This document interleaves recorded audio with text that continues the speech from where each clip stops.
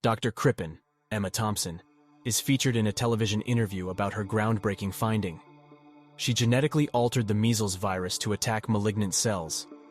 She reveals that every cancer patient on whom her treatment has been tried so far has made a full recovery. 3 years later, the action starts.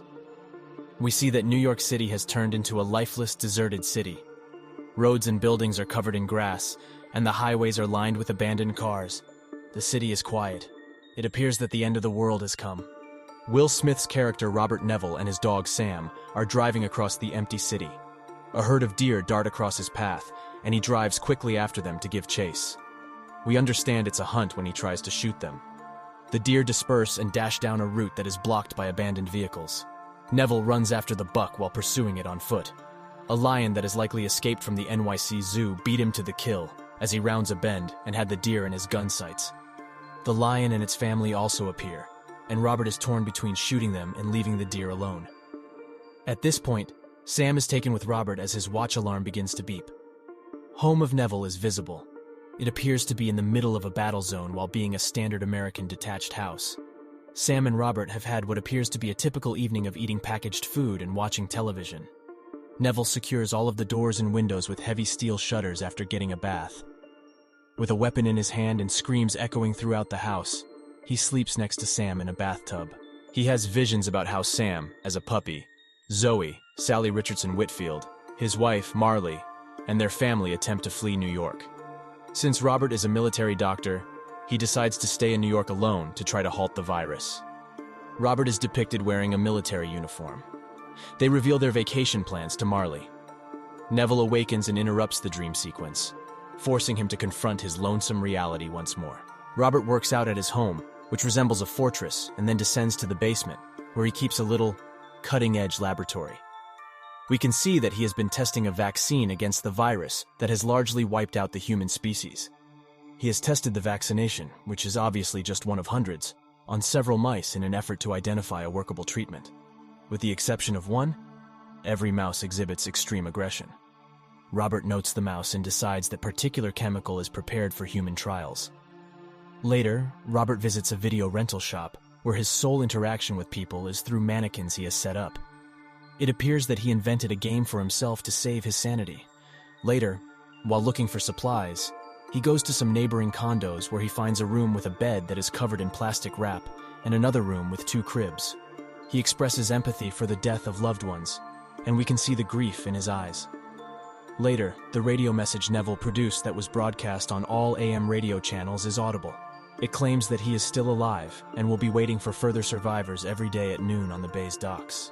Sam notices a deer once more, so Robert and Sam pursue it. Sam chases the deer after it runs into a dilapidated structure on the ground floor, despite Robert's attempts to stop him. Robert walks inside because Sam isn't coming back on his own. Robert meticulously investigates the dimly lit spaces. Sam and the deer's bodies are discovered by him under an old desk. Then, as Robert is being attacked by an infected man, he runs out of the shadows and is fatally shot. Sam and Robert both start scurrying out of the building. They are pursued by additional infected as they appear. Both of them succeed in leaving the building after he battles all of them. Dash Mihawk, the infected group's leader, screams at Neville before retreating back to the cover of the shadows because he is unable to pursue them because the sunlight causes his skin to burn. Robert quickly sets a trap to capture one of the infected. He is successful and brings the sick female captive to his lab. The woman collapses when he administers the vaccine that made the mouse less aggressive. With the help of an adrenaline shot, he brings her back to life while he keeps tweaking his serums in search of a treatment. In his dreams that night, he recalls the day his wife and child attempted to flee New York during the turmoil of its evacuation. He reenacts the chaos and terror that the city's residents experienced as they tried to flee before the infected took over. With a grave expression, Neville awakens once more. He realizes it's his birthday in the morning. He discovers that his mannequins have been moved as he enters the video store. The same trap he set for them the day before was laid by the infected throughout the night. Neville collapses after being trapped in the trap.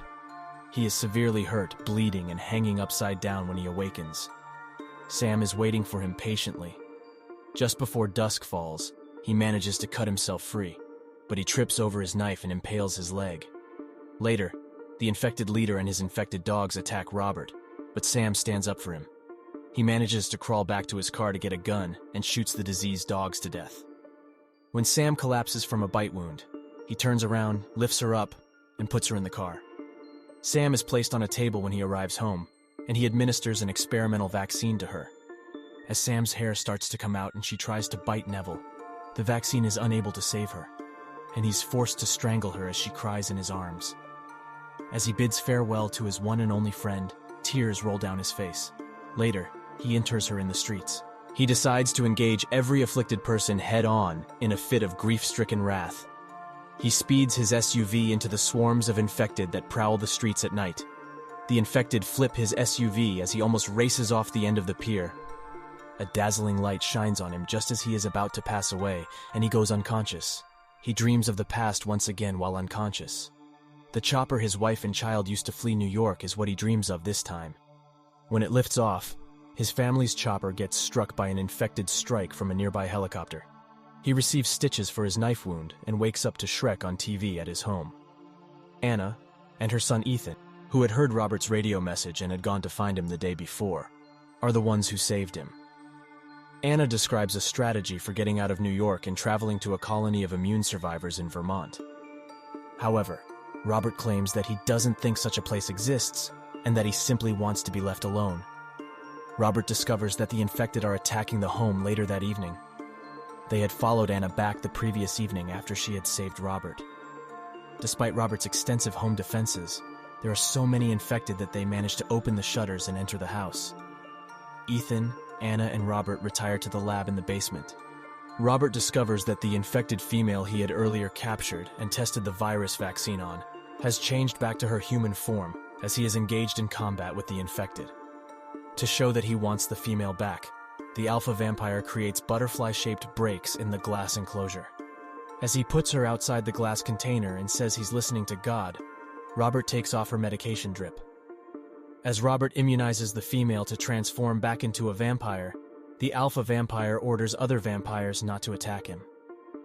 In the midst of Robert's apology for murdering some vampires during his tests, the alpha vampire scoops her up and departs with other vampires.